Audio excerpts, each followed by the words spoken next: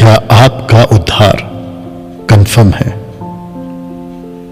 दोस्तों, मैं डैनियल राज आप सभी का इस वीडियो को देखने के लिए बहुत बहुत स्वागत करता हूं। दोस्तों, परमेश्वर की ओर से, परमेश्वर की आत्मा की अगुवाई से यह वीडियो मैं इस वक्त बना रहा हूं। इस वीडियो में आपके जीवन से संबंधित कुछ बातें रखी जाएंगी। आप जानते हैं, एक बहुत बड़े आशा के साथ, एक बड़े होप के साथ आप अपना मसीह जीवन देश व विदेश में आप जी रहे हैं। और वो होप और वो आशा ये है कि जिस दिन आप इस दुनिया से रुखसत होंगे, यानी आपकी आत्मा जब आपके शरीर को छोड़कर जा चुकी होगी, एक निश्चिंतता के साथ, कंफर्मेशन के साथ, आप जो खुद से अभी एक सांत्वना देकर मसीह जीवन जी रहे हैं 10 साल, 20 साल, 40 साल से या कुछ महीनों से, और आप ये कह रहे हैं कि मैं अपना अनंत काल का जीवन यानी कि सैल्वेशन पाकर अपने परमेश्वर पिता के साथ बिताऊंगा। मैं चाहता हूं सबसे पहले आप खुद से ये 11 सवाल पूछें। क्या आप इस 11 सवाल के लिए तैयार हैं? दोस्तों, पहला सवाल यह है, क्या आप अभी भी झूठ बोलते हैं? अगर आप अभी भी झूठ बोलते हैं और आप इस आशा के साथ अपना जीवन जी रहे हैं, झूठ बोलते हुए कि मेरा तो उद्धार हो चुका है और मैं कंफर्म हूं कि मैं अपना अनंत काल का जीवन पिता के साथ बिताऊंगा, तो मेरे दोस्त, मेरे भाई, मेरी बहन, girls and boys, ladies and gentleman, मुझे आपको यह बताने दीजिए कि आप एक धोखे का जीवन जी रहे हैं। क्योंकि जो झूठ का जीवन जी रहा है वो कभी भी परमेश्वर का बेटा, बेटी, दास, दासी नहीं बन पाएगा।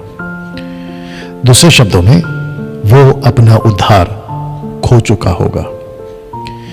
आप जब इस वीडियो को देख रहे हैं, और यह पहला ही सवाल, क्योंकि झूठ बोलना, आप जब अविश्वासी थे ना, यह आपका स्वभाव था। बात बात पर झूठ बोलना, हर बात पे झूठ बोलना, और झूठ के सहारे आपने न जाने कितने सारे अपने काम करवा लिए या कर लिए। लेकिन मसीह बनने के बाद आप ये झूठ का सहारा नहीं ले सकते। झूठ झूठ होता है, वो चाहे छोटा हो या बड़ा। मैं आपसे सबसे पहले यह कहना चाहता हूं, अगर आप अपने उद्धार को कंफर्म करना चाहते हैं, झूठ की बातों से बाहर निकलिए और झूठ बोलना बंद करिए। जानते हो यीशु ने क्या कहा? उन्होंने कहा, तुम्हारी बात हां की हां और ना की ना हो, क्योंकि जो इससे ज्यादा होता है ना, वो पाप होता है। दोस्तों, सवाल नंबर 2 आपके बीच में रखने जा रहा हूं। Are you ready for this? सवाल नंबर 2, क्या आप अभी भी गालियां देते हैं? जी हां, मैं जानता हूं कि बहुत सारे मसीह भाई बहन, पूरे विश्व की बात कर रहा हूं, गालियां आपके मुंह से निकल पड़ती है। आप जब अपना आपा खो देते हैं, आउट ऑफ कंट्रोल हो जाते हैं, आप जब गुस्से में होते हैं, आपके मुंह से पुरानी जीवन की बातें गालियों के रूप में जो आप देते थे, अभी भी आपके मुंह से निकल जाती है। और दूसरी तरफ आप कह रहे हैं कि मेरा उद्धार कंफर्म है। यह सवाल नंबर 2 आपको खुद से पूछना है। अगर आप एक मसीह होकर, मसीह बहन, मसीह भाई, मसीह सेवक, प्रभु का दास, पास्टर, बाइबल टीचर, अगर आपके मुंह से गालियां निकल रही हैं, आप अपना उद्धार खो चुके हैं मेरे दोस्त। दोस्तों, सवाल नंबर 3 रखने जा रहा हूं। Are you ready for this? सवाल नंबर 3 जो आपको खुद से पूछना है, क्या आप अभी भी नशा करते हैं? नशा से मेरा मतलब है, कुछ लोग कहते हैं कि कभी कभी वाइन पी सकते हैं। डॉक्टर ने कहा है कि किडनी में पत्थर है तो बियर पी सकते हैं। मैं कभी कभी सिगरेट पी लेता हूं। बहुत ज्यादा टेंशन होता है तो मैं कभी कभी गुटखा, तंबाकू का सेवन कर लेता हूं। मेरे दोस्त, अगर आप अभी भी ये चीज का सेवन यानी कि नशे के आदी हैं, आप फिर भूल जाइए कि आपका उद्धार हो चुका है। आपका उद्धार नहीं हुआ है मेरे दोस्त। दूसरे शब्दों में, आप अपना उद्धार खो चुके हैं इन वजहों से, क्योंकि परमेश्वर ने आपको जो मुक्ति दी है ना पापों से, सैल्वेशन, उद्धार, मोक्ष, वो इसी बेस पे दी है कि आप उसके पद चिन्ह पर चलोगे, उसके तरीके से चलोगे। अगर आप उसके तरीके से नहीं चल रहे हो तो आप अपना उद्धार खो चुके हो। दोस्तों, आपके बीच सवाल नंबर 4 रखने जा रहा हूं। Are you ready for this? सवाल नंबर 4, क्या आप अभी भी पॉर्न वीडियोस देखते हैं? Young girls and young boys, और वो सभी शादीशुदा पुरुष और स्त्री, और वो सभी सेवक जो परमेश्वर की सेविकाई करते हैं। अगर आपके हाथ ये वीडियो अभी मेरी लग चुकी है और आप अभी देख रहे हैं, मैं आपको बड़े कड़क शब्दों में, कठोर शब्दों में, बड़ी सख्ती के साथ आपको ये वार्न करना चाहता हूं। अगर आप पॉर्न वीडियोस देख रहे हैं, आप अपना अनंत काल का जीवन नरक में बिताओगे, क्योंकि चलचित्र के द्वारा, यानी कि किसी वीडियो के माध्यम से किसी दूसरे बहन या पुरुष के शरीर को देखना गुनाह है, पाप है। और इसकी आदत या लत आपको अविश्वासी जीवन में लग चुकी थी। आपने उसी शर्त पे कहा था, प्रभु मैं अब से पाप से तौबा करता हूं और आपको अपना उद्धारकर्ता स्वीकार करता हूं। और आपने प्रभु से कहा था कि मैं इन सब बातों से अलग रहूंगा, दूर रहूंगा। लेकिन अब क्या हो गया? ये आदत पॉर्न वीडियोस की और उसको देखने की लत आपके अंदर वापस कैसे आ गई? और मैं जानता हूं कि अभी जब आप ये वीडियो देख रहे हैं, 2 घंटा पहले या फिर कुछ 2 दिन पहले या पिछली रात, आपने अपने मोबाइल पर, आपके टैब पर या लैपटॉप पर आपने ऐसी कोई पॉर्न वीडियोस देखी है और आपके शरीर को संतुष्ट देने के लिए या संतुष्ट रखने के लिए आपने ऐसी कोई शरीर के साथ हरकत की है, या तो आप अपना उद्धार खो चुके हैं। जिसको कहते हैं हस्त मैथुन, अपने हाथों से अपने शरीर को सुकून देना गलत तरीके से, सेक्स के रूप में, आप अपना उद्धार खो चुके हैं। मैं आप सभी को कहना चाहता हूं, आप अभी के अभी इन बातों से तौबा करिए। प्रभु के पास में आइए, घुटने पर आइए, प्रभु से माफी मांगिए और प्रभु से वादा करिए कि प्रभु मैं किसी भी तरीके से किसी दूसरे पुरुष और स्त्री, लड़की या लड़के का शरीर चलचित्र के द्वारा, यानी कि पॉर्न वीडियोस के द्वारा नहीं देखूंगा, या अपने शरीर के साथ ऐसा किसी प्रकार का कोई हरकत नहीं करूंगा जो मेरे शरीर को तो सुकून देता है लेकिन परमेश्वर तुझे नाराज कर जाता है, क्या तुझे दुखी कर जाता है। दोस्तों, सवाल नंबर 5 आपके बीच में रखने जा रहा हूं। Are you ready for this? क्या आप अभी भी अपना पैसा ब्याज पर देते हैं? Question mark. आपने क्या कहा था? मैं कंफर्म हूं मेरे उद्धार को लेकर। अगर आप ब्याज पर पैसा दे रहे हैं, आप पाप कर रहे हैं, क्योंकि गलत तरीके से पैसे कमाना और धनी होना यह गलत है। आप जब अविश्वासी थे तो आपने खूब पैसे कमाए होंगे ब्याज के माध्यम से, देकर या लेकर, जैसे तैसे। लेकिन अब आप मसीह बन चुके, आपका उद्धार हो चुका है, अब आपको यह शोभा नहीं देता। जक्कई कहता है कि अगर मैंने किसी का 1 लिया था तो मैं 4 लौटा दूंगा। जानते क्यों? क्योंकि वो समझ चुका था कि पैसा, गलत तरीके से कमाया हुआ पैसा परमेश्वर को या परमेश्वर की नजर में सही नहीं है। अभी के अभी अगर आपने किसी को दबाव, लालच तरीके से पैसे कमाकर आप अमीर बन चुके हैं, बन रहे हैं, मैं चाहता हूं कि गलत तरीके से कमाया पैसा जिसका आपने गलत तरीके से लेकर खुद रख लिया, लौटा दीजिए। परमेश्वर आपको अनंत काल के जीवन में पैसे के रूप में बहुत आशीष देगा। सवाल नंबर 6 आपके बीच में रखने जा रहा हूं। Are you ready for this? क्या आप अभी भी, आपका स्वभाव झगड़ालू है? क्या आप अभी भी आपका स्वभाव झगड़ालू है? दूसरे शब्दों में, आप मसीह बन चुके हैं, आप जब सड़कों पे निकलते हैं तो क्या आप झगड़ालू हैं? आप जब शॉपिंग करते हैं तो क्या आप झगड़ालू हैं? आप जब चर्च में होते हैं क्या आपस में झगड़ते हैं? आप सिस्टर्स, जब आप शॉपिंग पे जाती हैं सब्जी वालों के पास, क्या वहां झगड़ा करती हैं लोगों से, सब्जी वालों से? आप जो सोसाइटीज में रहते हैं, बड़े बड़े सोसाइटीज में रहते हैं, लिफ्टमैन, वॉचमैन, पेपर वाला, दूध वाला, धोबी, इन सभी से, आपके घर पर जो काम करने वाली आया, सर्वेंट्स, क्या उनसे आप झगड़ा करते हैं? और आपने अभी क्या कहा था कि मेरा तो उद्धार हो चुका है, और मैं कंफर्म हूं अगर आप झगड़ालू हैं, आपका उद्धार नहीं हुआ है अभी भी। दूसरे शब्दों में, आप उद्धार से वंचित हो गए हो। तौबा करिए, अपने गुनाहों से माफी मांगिए, लौटकर प्रभु के पास में आइए और अपने स्वभाव को प्रेमी बनाइए, क्योंकि जो प्रेम करता है वो परमेश्वर से उत्पन्न हुआ है। याद रखिएगा इस बात को। सवाल नंबर 7 रखने जा रहा हूं दोस्तों। सवाल नंबर 7 है, क्या आप अभी भी लालच का जीवन जी रहे हैं? पैसे का लालच, किसी के घर का लालच, किसी की जमीन का लालच, किसी के शरीर का लालच, लड़का लड़की का लालच, लड़की लड़का का लालच, पुरुष स्त्री का, स्त्री पुरुष का, आप किसी के प्रॉपर्टी का लालच, यहां तक कि आपस में भाई भाई का प्रॉपर्टी का लालच, कलीसिया में लालच, बाहर लालच, नौकरी का लालच, किसी को धोखा देकर किसी की पैसे को ले लेने का लालच। आप पार्टनर हैं, धोखा दे दिया लालच में आकर, और फिर आप कहते हो कि मेरा उद्धार कंफर्म है। जी नहीं दोस्तों, इन बातों से बाहर निकलिए और अपने उद्धार को बचाइए, अपने उद्धार को सुरक्षित करिए। सवाल नंबर 8 आपके बीच में रखने जा रहा हूं। सवाल नंबर 8 यह है दोस्तों, क्या आप अभी भी शादी के पहले जो शारीरिक संबंध रखते थे, क्या आप अभी भी रखते हैं?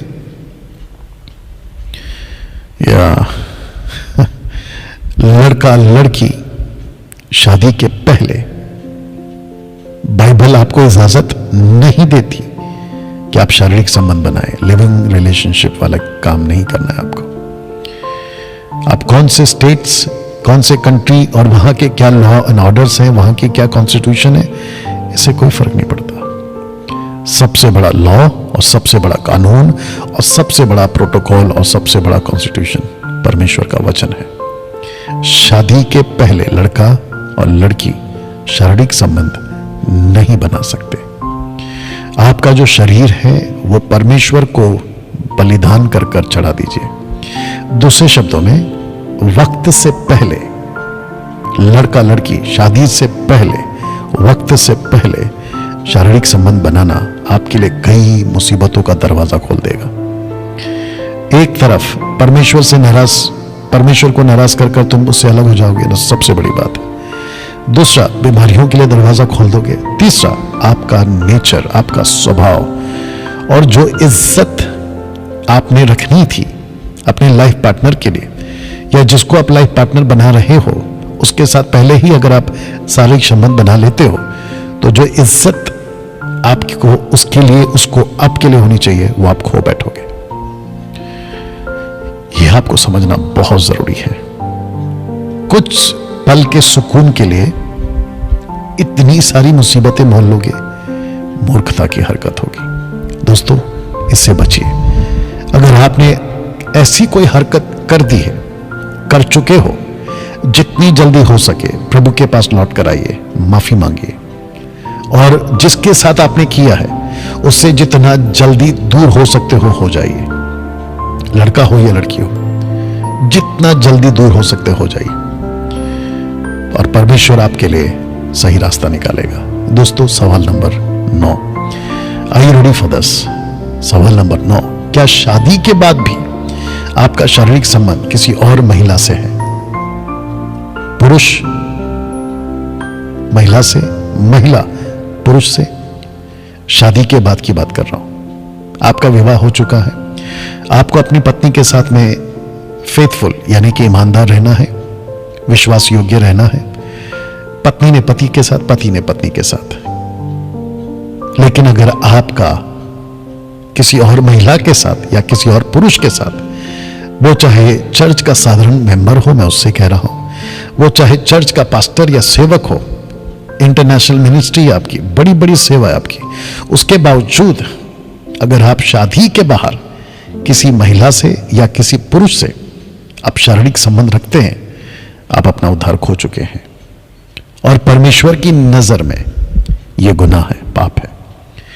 तो अभी मैं किसी से अगर बात कर रहा हूं और आप अभी उस पाप में लिप्त हैं, 8वां सवाल जो पूछा था ना, अगर आप इसमें लिप्त है, जवान हो, अगर आप इसमें लिप्त हैं और अभी जो शादीशुदा आप इसमें लिप्त हैं, परमेश्वर के पास में माफी मांगिए, लौट कर आइए, नहीं तो आप अपना अनंत काल का जीवन, जिसको कहते हैं सैल्वेशन, उद्धार, आप खो चुके हैं या खो बैठोगे। दोस्तों, सवाल नंबर 10 रखने जा रहा हूं। क्या आप अभी भी मूर्ति पूजा करते हैं?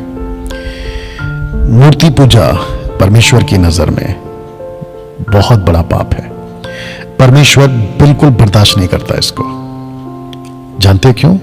क्योंकि परमेश्वर ने अपनी प्रतिमा, अपनी महिमा या खुद की पहचान पत्थर, लकड़ी, जीव जंतु, आकाश की चीजें, पृथ्वी की चीजें उसको नहीं दी। यहां तक कि स्वर्गदूत भी परमेश्वर अपनी महिमा किसी को नहीं देता। लेकिन जब आप सत्य को जानकर, प्रभु को जानकर, अगर आप अभी भी मूर्ति पूजा कर रहे हैं, यानी कि किसी प्रतिमा को रख रही, वो चाहे क्रूस ही क्यों ना हो, क्रॉस, यीशु की तस्वीर ही क्यों ना हो, अगर आप उसको रख रहे हैं और उसकी आराधना कर रहे हैं, मोमबत्ती, अगरबत्ती या किसी प्रकार का फूलों की माला अर्पण कर रहे हैं, उसके सामने झुक रहे हैं, उसको दंडवत कर रहे हैं, यहां तक कि पास्टर का पैर छू रहे हैं।